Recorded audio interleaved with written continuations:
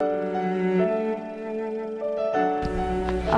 a 16-year-old, I haven't really experienced anything much, but the most traumatic or tragic moment in my life that led me to be closer to God was nung namatay yung lola ko, and that was 2 years ago. She passed away, we were really close, and it was my first time to actually lose a loved one. I didn't know what to do. It was tragic because I remember there was a time when she was just laying in her bed and I was just looking at her, didn't know what was happening. Suddenly she wasn't breathing. It was scary because bumabagyo nun, dinala namin siya sa hospital. I was panicking, I didn't have my slippers on. I was so scared because she was in my arms, and then I didn't know if her pulse was still beating, or if she was still breathing, or she'll still be there, you know. And then she was in the hospital. We were able to save her, but after around 5 days, she left us and she already reunited with God. It felt bad. I realized that I don't know what I'd do because I was really lost. I was in the dark for so long. And then what prompted me to ask help from God was, pumunta po ako sa church. It was in a chapel, and it was really the first time that I was able to have a meaningful conversation with God. It was the most meaningful conversation for me because I felt something different. It was tangible. It was like a warm, divine grace from above. I can't really describe or articulate what it felt like, but it was real. It was something real. It was tangible. It was magical. It was a cannonball experience. That was the time that I felt like Mama Mary went down from heaven and gave me a consoling embrace or something like that. And then after that, I called up my dad and said that I'm okay. I realized that my lola was with God and she's happy. And my relationship with God was really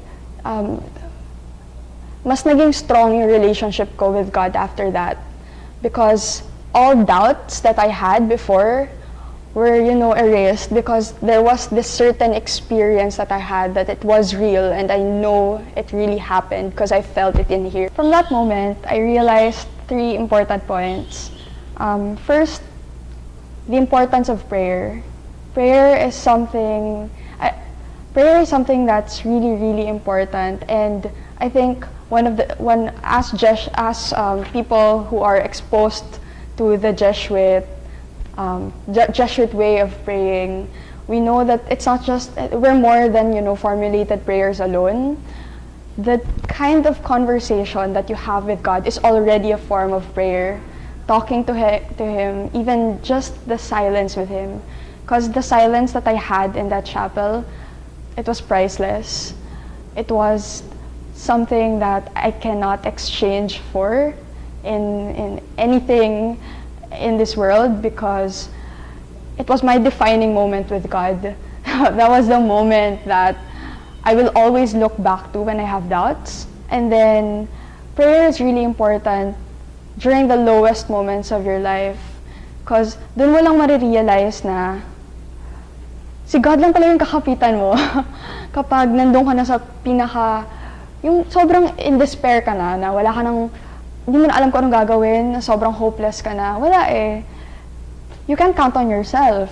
Maybe you can count on other people, but the kind of fulfillment is different when you learn how to count on God, and it's a constant process. There will be doubts along the way, but always learning to count on Him is a skill that I think everyone should have, and everyone would be blessed to have. And then second important point that I got was to really, really invest in people, especially in the people you love. Because these people are representations or, tangible representations of God Himself. Whenever you go through struggles, how they talk to you, how they make you feel better, or how you talk to them and how you make them feel better is, the kind of connection that also flows between the Holy Trinity, diba?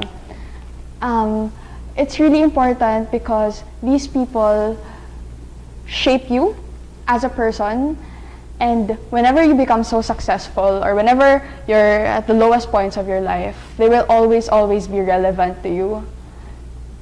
And then lastly, and I think this is the most important thing that I got from the Cannonball experience, I finally realized which path or desired path of service I wanted to take.